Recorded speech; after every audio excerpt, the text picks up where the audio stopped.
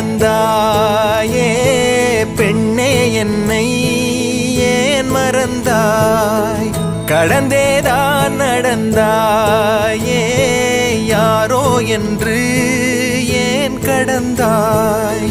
நினைவுகள் யாவும் நீங்கி போனால் நான் யார் மறதியா அவதியா சகதியா